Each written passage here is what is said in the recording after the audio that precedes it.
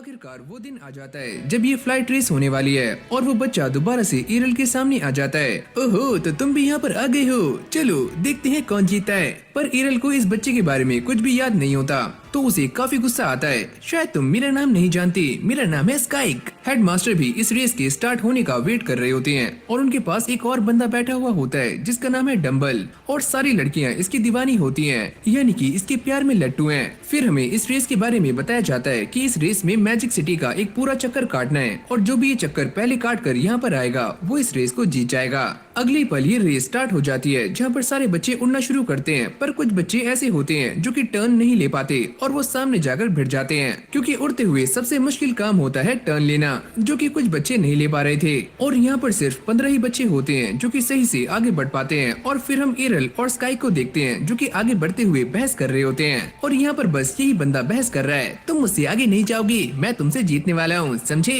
इस रेस में सबसे आगे एक लड़की होती है जिसका नाम है डियोनी और उसको देखकर ऐसा लगता है कि आज की ये रेस यही जीतने वाली है। लेकिन जैसी वो ये देखती है कि स्काइक और ईरल उसके काफी नजदीक आ चुके हैं तो वो अपनी स्पीड को काफी तेज कर लेती है और स्काइक यहीं पर रुक जाता है। इतना उड़ना मेरे बस की बात नहीं है। इतना ज्यादा उड़ने की वजह से उसका सारा माना खत्म हो जाता है और वो यहीं पर रुकने का डिसाइड करता है। डियोनी और ईरल अब भी एक दूसरे के काफी आसपास होते हैं, पर जैसे डियोनी ये देखती है कि ईरल उसके काफी नजदीक आ चुका है तो वो अपनी स्पीड को काफी तेज कर लेती है। ईरल भी ऐसा करने का ट्राई करता है पर उससे ऐसा नहीं होता क्योंकि उसने बस 2 महीने की ही प्रैक्टिस की होती है और वो इस स्पीड को अचीव नहीं कर पाता। पर तभी हम ये देखते हैं कि ईरल अपने पैरों के पास सारी हवा को इकट्ठा करता है और जोर से एक पंप मारता है जिससे उसे एक काफी खतरनाक बूस्ट मिलता है। प्रोफेसर डम्बल भी ये देखकर काफी शॉक्ड हो जाते हैं क्योंकि कोई भी आज तक ऐसा नहीं है जो कि विंड मैजिक को ऐसे यूज कर पाया है। ये दोनों ही फुल स्पीड से आगे जा रहे होते हैं और इनके सामने एक काफी शार्प टर्न होता है। डियोनी इस टर्न को ले नहीं पाती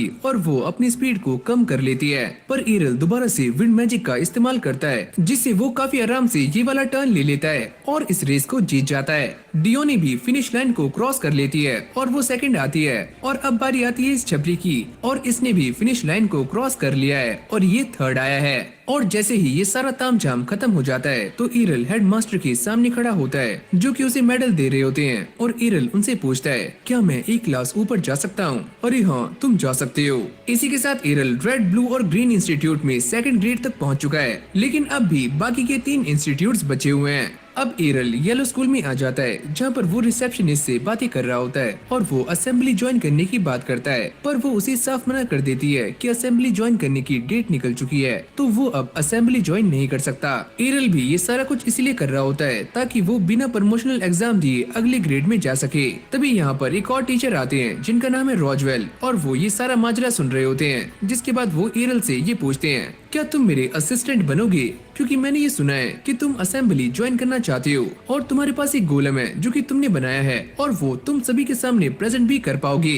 ईरल ये सुनते ही काफी एक्साइटेड हो जाता है और वो रोजवेल को हाँ कर देता है, जिसके बाद रोजवेल यहाँ से चले जाते हैं। रिसेप्शनिस्ट ईरल से कहती है कि तुम्हें उन्हें मना कर देना चाहिए क्योंकि वो एक काफी अच्छे गोलम एक्सपर्ट हैं और वो न्यू कमर्स को गोलम फाइट के लिए चैलेंज करते हैं और आज तक कोई भी उन्हें हरा नहीं पाया है। अब यहीं से हमारा सीन चेंज होता है और हम असेंबली वाला दिन देखते हैं जहाँ पर रोजवेल ईरल को फाइट के लिए चैलेंज कर देते हैं और वो अपनी मिट्टी के गोलम्स बनाना शुरू करते हैं। ईरल भी अपने रेड गोलम को लेकर यहाँ पर आ जाता है और वो सभी को ये बताता है कि ये वाला गोलम अर्थ मैजिक से कंट्रोल होता है। अब जैसे ही ये फाइट स्टार्ट होती है तो रोजवेल का गोलम ईरल के गोलम पर अटैक करना शुरू करता है, पर इससे उसी का हाथ टूट जाता है। रोजवेल ये देखकर काफी शॉक्ड हो जाता है, जिसके बाद वो अपने सारे गोलम्स को ये कमांड देता है कि वो एक साथ अटैक करें। ईरल अर्थ मैजिक का इस्तेमाल करता है जिससे उसके गोलम के पास 2 स्वॉर्ड्स आ जाती हैं और वो इन सारे ही गोलम्स को काफी आराम से ठिकाने लगा देता है। जैसे ईरल इस फाइट को जीतता है तो सभी को ऐसा लगता है कि पक्का दाल में कुछ काला है, पर ईरल रोजवेल को ये बताता है कि उसका वाला गोलम रेड मेटल से बना हुआ है और ये काफी लाइट है तो इसलिए ये काफी कॉम्प्लिकेटेड मूव्स भी काफी आराम से कर पाता है। रोजवेल उसकी बातों को मान लेते हैं। ईरल उनसे ये पूछता है कि अब मैं वो एग्जाम दे सकता हूँ,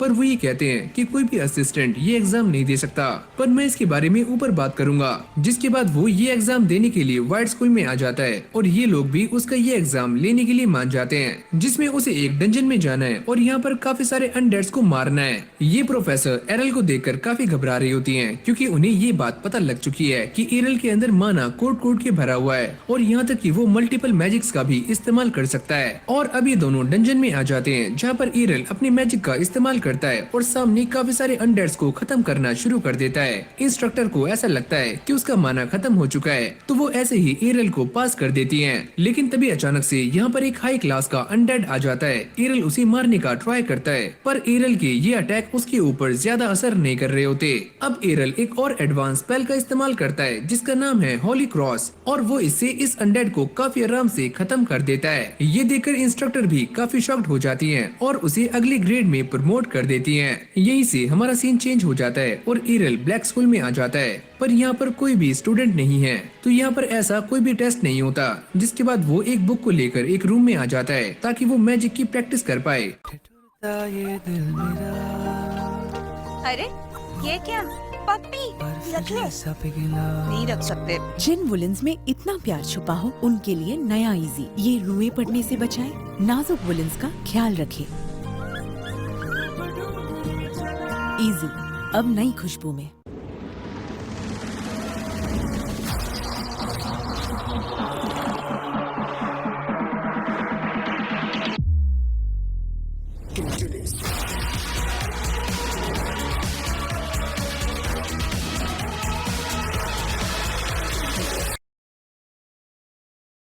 कर पाए। पर तभी अचानक हम ये देखते हैं कि एक बुक के अंदर से एक डीमन बाहर आ जाता है। मैं काफी टाइम से इस किताब में कैद था, पर तुमने मुझे आजाद कर दिया है और अब मैं तुम्हें सेक्रीफाइस करके दोबारा से डीमन रेल्म में जाऊंगा। एरल लाइट मैजिक का इस्तेमाल करके इस डीमन को खत्म करने का ट्राई करता है, पर ये डीमन अपने आसपास एक बैरियर को क्रिएट कर लेता है। ये देखकर एरल उसके ऊपर अपनी शॉर्ट स्किल्स का भी इस्तेमाल करता है, पर इससे भी इस डीमन को कुछ भी नहीं होता क्योंकि ये इमोर्टल है। लेकिन एरल यहाँ पर भी नहीं रुकता और वो इसके ऊपर एक के बाद एक अटैक्स कर रहा होता है, क्योंकि वो इस बात को जानता है कि जैसे जैसे वो इसके ऊपर अटैक करेगा तो इसे अपना माना यूज करना होगा, जिससे इसका माना काफी कम हो जाएगा और ये धीरे धीरे कमजोर भी हो जाएगा। अब ऐसे ही माना कम होते होते ये डीमन काफी छोटा हो जाता है और एरल के सामने अपनी लाइफ की भीख मांग रहा होता है, प्लीज मुझे माफ कर दो। और वो उसके ऊपर एक मैजिक स्पेल को कास्ट करता है, जिससे ये डीमन उसका सर्वेंट बन जाता है, जिसका नाम एरल मैटी रखता है। मैटी जब जब एरल की कोई भी बात मानने से इनकार करता है तो इससे उसे काफी दर्द होता है। वो मैटी को लेकर अपने बाकी के दोस्तों के पास भी आ जाता है और मैटी को उन सभी से इंट्रोड्यूस करवाता है। यही से हमारी कहानी चेंज हो जाती है, जहाँ पर हम ये देखते हैं कि सारे ही हेडमास्टर्स बैठकर मीटिंग कर रहे होते हैं और उन्हें शहर की तरफ से जो फंड आया होता है वो सभी आपस में डिवाइड कर रहे होते हैं। लेकिन ब्लैक स्कूल के फंड को पहले के मुकाबले 40% कम कर दिया गया है, क्योंकि उस स्कूल में कोई भी बच्चा नहीं पढ़ता और उसने आसपास के एरियाज में कोई भी डेवलपमेंट का काम नहीं किया। और अगर वो अपना पुराना वाला बजट हासिल करना चाहते हैं तो उन्हें आने वाले कंपटीशन में जीतना होगा। ये सुनते ही ब्लैक स्कूल के हेडमास्टर काफी गुस्सा हो जाते हैं, क्योंकि उन्हें ये बजट अपनी रिसर्च के लिए चाहिए था। यहीं से हमारा सीन कट हो जाता है और हमें ये बताया जाता है कि मेज लॉर्ड फेस्टिवल स्टार्ट होने वाला है, जहाँ पर सारे ही स्कूल एक दूसरे से कंपटीशन करेंगे और एरल भी इसमें पार्टिसिपेट करने के बारे में सोच रहा होता है। जिसके बाद हम ब्लैक मैजिक स्कूल के हेडमास्टर को देखते हैं, जो कि अपने सामने डीमन रेल्म से एक डीमन को समन करते हैं, जो कि दिखने में एक स्लाइम की तरह लग रहा होता है, और वो समन होते ही इस हेडमास्टर को सामने से खा जाता है। अब ये स्लाइम मॉन्स्टर अपने आसपास की चीजों को खाना शुरू करता है, जिससे इसका साइज पहले के मुकाबले काफी गुना बढ़ जाता है। अब यहीं से हमारा सीन चेंज होता है, जहाँ पर हम सारे के सारे हेडमास्टर्स को देखते हैं। ये सारे एक जगह पर इकट्ठे हुए होते हैं, क्योंकि काफी जल्दी एक कंपटीशन होने वाला है और इन सभी को अपने बेस्ट स्टूडेंट को चुनना है। और ये सारे एक साथ ही एरल का नाम लेते हैं और ये सारे ही काफी हैरान रह जाते हैं, क्योंकि इन सभी का फेवरेट स्टूडेंट एरल है। क्योंकि इन स्कूलों में हर बच्चे की इन्फॉर्मेशन को काफी सीक्रेट रखा जाता है, तो इसलिए ये सारे प्रिंसिपल्स एरल के बारे में नहीं जानते थे। पर तभी अचानक उन्हें किसी के चिल्लाने की आवाज आती है और हम ये देखते हैं कि ये वाला स्लाइम बाहर निकल चुका है और वो सभी के ऊपर अटैक्स कर रहा है। ये बच्चा उसे रोकने का ट्राई करता है, पर ये उसे मारने के लिए सामने आता है। पर तभी अचानक डियोने यहाँ पर आ जाती है और वो इस बच्चे को बचा लेती है। कॉलेट भी यहाँ से डर के भाग रही होती है, पर उसका पैर फिसल जाता है और वो नीचे गिर जाती है। काइटो और कूफा उसे रोकने का ट्राई करते हैं, पर ये स्लाइम मॉन्स्टर काफी खतरनाक होता है और जैसे ही ये उन्हें मारने वाला होता है तभी अचानक से एरल की एंट्री हो जाती है और वो इन सभी को बचा लेता है। अब ये सारे के सारे प्रिंसिपल्स भी यहाँ पर आ जाते हैं और वो इस स्लाइम मॉन्स्टर के ऊपर अपने खतरनाक अटैक्स करते हैं, पर इससे उसे कुछ भी नहीं होता और उल्टा वो काफी स्ट्रांग हो जाता है। एरल जैसे ही उन्हें देखता है तो ये सोचता है कि कि इन सबके अटैक्स काफी कमजोर हैं, मैं तो इन्हें काफी आराम से सीख सकता हूँ। साथ में वो ये सोचता है कि शायद से उसने इस जगह पर सारा कुछ सीख लिया है और वो सारे रूल्स को ब्रेक करते हुए अपने हाथ में एक स्वॉर्ड को समन कर लेता है। ये स्लाइम मॉन्स्टर पहले के मुकाबले काफी बड़ा हो चुका है और उसने सिटी पर अटैक्स करने शुरू कर दिए होते हैं, जिससे काफी सिटी तबाह हो चुकी थी।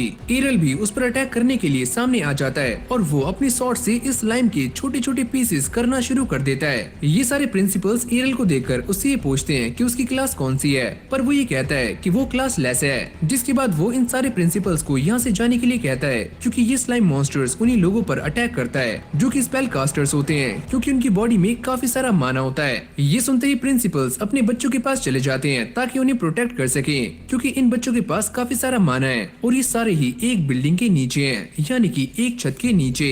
एरल भी इस मॉन्स्टर को रोकने के लिए अपनी पूरी जान लगा रहा होता है और वो यहाँ पर अपने काफी सारे गोलम्स को समन करता है, जो कि एक एक करके इस मॉन्स्टर पर अटैक करते हैं और उसके काफी छोटे पीसेस कर देते हैं और उसे एक चार दीवारी में कैद कर देते हैं। लेकिन इतना सारा माना इस्तेमाल करने के बाद ये सारे गोलम अपने आप ही टूट जाते हैं और ये मॉन्स्टर भी इस जगह से बाहर निकलने का ट्राई करता है। जैसे ही एरल ये देखता है कि सारा कुछ हाथ से निकल रहा है, तो वो सारे ही मैजिक के मैजिकल सर्कल्स कास्ट करना शुरू कर देता है और साथ में वो अपने डैड की सिखाई हुई एक ट्रिक का भी इस्तेमाल करता है। पर ये ट्रिक काफी खतरनाक होती है और इसे कास्ट करने वाले की जान भी जा सकती है। अब देखते ही देखते एरल इसके ऊपर से अपना कंट्रोल खो रहा होता है और तभी सारे के सारे बच्चे और टीचर्स उसे अपना माना देना शुरू कर देते हैं, क्योंकि इस वाले मैजिक में काफी सारे माना की जरूरत होती है। अगली पल एरल इस स्पेल को कंट्रोल कर लेता है और एक ही झटके में इस स्लाइम मॉन्स्टर को भी खत्म कर देता है। अब सारे के सारे प्रिंसिपल्स उसके पास आ जाते हैं और उससे ये पूछते हैं, क्या तुम एक मेज लॉर्ड हो? क्योंकि तुमने अभी जो स्पेल कास्ट किया था वो बस एक मेज लॉर्ड ही कास्ट कर सकता है। एरल उन सभी को ये बताता है कि उसने ये स्पेल अपने डैड से सीखा था, जो कि एक मेज लॉर्ड हैं। ये सुनते ही वो सारे काफी शॉक्ड हो जाते हैं और उन्हें ये बात याद आती है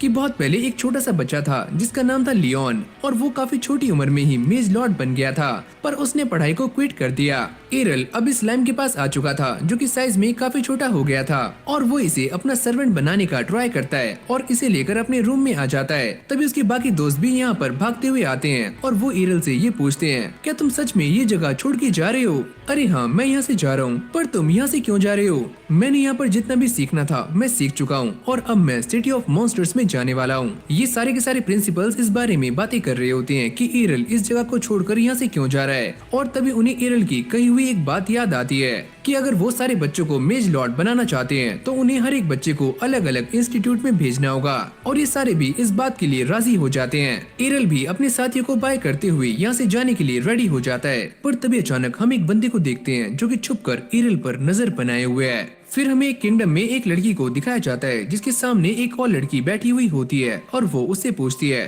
क्या तुम्हें अभी एरल के बारे में पता नहीं लगा? हमें उसके बारे में पता लग चुका है। हमारे एक साथी ने उसे अभी भी देखा है कि वो अपने विलेज की तरफ जा रहा है, तो तुम उसे जल्दी मेरे पास लाओ। एरल भी मैटी के साथ बातें करता हुआ जा रहा होता है और मैटी उससे उसकी फैमिली के बारे में पता करता है और अभी दोनों एक गांव में आ जाते हैं जहाँ पर एरल हॉट बाथ ले रहा होता है। तभी अचानक से यहाँ पर एक लड़की आती है और वो उससे पूछती है, क्या मैं यहाँ पर नहा सकती हूँ? अरे हाँ, तुम यहाँ पर बात ले सकती हो। पर इससे बात करते हुए एरल और मैटी को उसके ऊपर शक हो रहा होता है, पर मैटी ये कहता है, अरे कोई दिक्कत नहीं है, अगर कुछ भी गड़बड़ हुई तो हम संभाल लेंगे। अब ये लड़की उसे एक कंट्री के बारे में बताना शुरू करती है जहाँ के लोग काफी अच्छे हैं और वहाँ पर सभी लोग काफी सुख और शांति से रहते हैं। एरल उससे पूछता है, क्या ऐसी भी कोई जगह सच में एग्जिस्ट करती है? अरे हाँ, क्या तुम मेरे साथ चलोगे? पर एरल उसे साफ मना कर देता है और यहाँ से निकल जाता है। रास्ते में जाते हुए यही लड़की दोबारा से उसके सामने आ जाती है, पर इस बार उसने एक निंजा की ड्रेस पहनी होती है। एरल उसे पूछता है कि तुम यहाँ पर क्या कर रही हो? वो ये कहती है कि मैं यहाँ पर इसलिए आई हूँ ताकि तुम मेरे साथ चलो। एरल भी उसके साथ जाने से साफ मना कर देता है और वो ये कहती है, ओ अच्छा, तो तुम ऐसे नहीं मानोगे। और वो एक शेडो टेक्निक का इस्तेमाल करती है और एरल पर अटैक करने का ट्राई करती है, पर एरल उसकी एक जोरदार मुक्का मारता है जिससे वो काफी दूर जाकर गिरती है और उससे दोबारा से उठा भी नहीं जाता। तुम सारे लोग जो कि यहाँ पर छुपे हुए हो, जल्दी से सामने आ जाओ। और ये सारे लोग ही एरल पर अटैक करने का ट्राई करते हैं, पर अगली सीन में हम ये देखते हैं कि एरल ने इन सभी को ढेर कर दिया है। अगली पल यहाँ पर कुछ और लड़कियाँ आ जाती हैं और उनमें से एक लड़की ड्रैगन के ऊपर बैठी हुई होती है। ये सारी ही लड़कियाँ एरल को ढूंढ रही होती हैं और अब वो उनके सामने आ जाता है। वो ये कहती है कि तुम हमारे साथ चलो। अरे नहीं, ये मेरे साथ जाएगा। अरे थांबा थांबा, थोड़ी सांस तो ले लो, वैसे भी मैं तुम तुम सभी को खत्म करने वाला हूँ। जैसे ही ये सारी लड़कियाँ ईरल पर अटैक करने का ट्राई करती है तो ईरल उन सभी को काफी आराम से धूल चटा देता है और वो ये कहता है, अरे वाह, मैंने इन सभी को काफी आराम से हरा दिया। लगता है यहाँ पर कोई भी ऐसा नहीं है जो कि मुझे टक्कर दे सके। नहीं, ऐसी कोई भी बात नहीं है, क्योंकि हमारी जो एम्प्रेस है वो तुमसे काफी स्ट्रॉन्ग है। ये सुनते ही ईरल के दिमाग में कुछ कुछ होना शुरू हो जाता है। मैटी उससे कहता है कि अब तुम ये मत कहना कि हम वहाँ पर जा रहे हैं। जिसके बाद ये दोनों वहाँ के लिए निकल जाते हैं और जो भी रास्ते में आता है उन सभी को निपटाते हुए ये कासल में आ जाते हैं। और ईरल सामने खड़ी हुई लड़की से ये पूछता है कि वो कौन है जो कि मुझसे मिलना चाहती थी। और अगली पल हम ये देखते हैं कि यहाँ पर एक छोटी सी बच्ची सामने आती है और वो आते ही ईरल से चिपक जाती है। अरे ओए, तुम कौन हो? और ये ईरल की बड़ी बहन है। मैटी भी ये सारा कुछ देखकर शॉक्ड हो जाता है कि आखिरकार यहाँ पर क्या चल रहा है। उसकी बहन उसे सारा कुछ एक्सप्लेन करती है कि उसने ही ये कासल बनाया है और ये एक ऐसी जगह है जहाँ पर तुम्हें कोई भी परेशान नहीं करेगा और मैं काफी जल्दी मॉम और डैड को भी यहाँ पर लाने वाली हूँ। क्या तुम ये बात नहीं जानती कि मुझे चैलेंजेस काफी अच्छे लगते हैं? और वो यहाँ से जाने की बात करता है। तुम यहाँ से नहीं जा सकते। अरे हाँ, मैं जा रहा हूँ।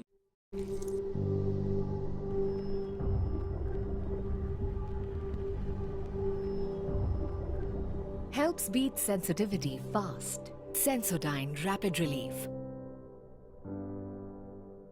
ऐसा मत करना! ये कव्वल दर्जे वाली शापित चीज है, इसे खाकर ये लड़का मर जाएगा। लेकिन लगते हैं और वो यहाँ से जाने की बात करता है। तुम यहाँ से नहीं जा सकते।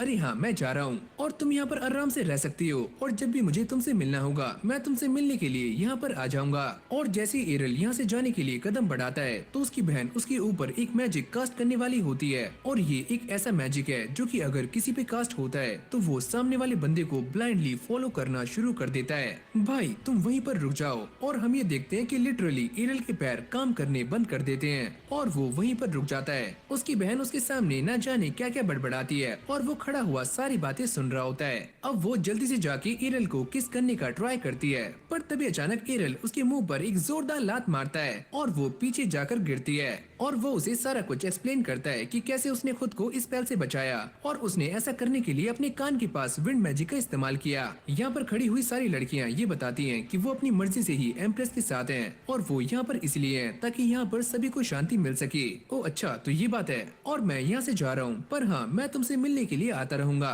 और उसकी बहन काफी फुट फुट कर रो रही होती है। जिसके बाद वो ये कहती है कि देखा, मेरे भाई मुझसे काफी ज्यादा प्यार करते हैं और इसलिए मुझे काफी ज्यादा स्ट्रॉन्ग बनना है ताकि मैं स्ट्रॉन्ग बन के इनसे शादी कर पाऊँ। आसपास खड़े हुए सभी लोगों को ऐसा लगता है कि ये बच्ची पागल हो चुकी है। फिर यहीं से हमारा सीन चेंज हो जाता है जहाँ पर ईरल दोबारा से अपने घर आ गया था और वो अपनी फैमिली से मिलता है और साथ में अपनी छोटी बहन से भी। और वो ये कहती है, बड़े भाई क्या आप मेरे लिए गिफ्ट लेकर आए हो? अरे हाँ हाँ, लाया हूँ। और वो इन दोनों को अपनी छोटी बहन को दे देता है और वो इससे काफी खुश होती है। पर मैटी की हालत काफी खराब हो रही होती है। मैं कहाँ फंस गया? रात में हम ये देखते हैं कि मीरा आराम से घोड़े बेचकर सो रही होती है, पर मैटी की हालत काफी खराब हो चुकी है।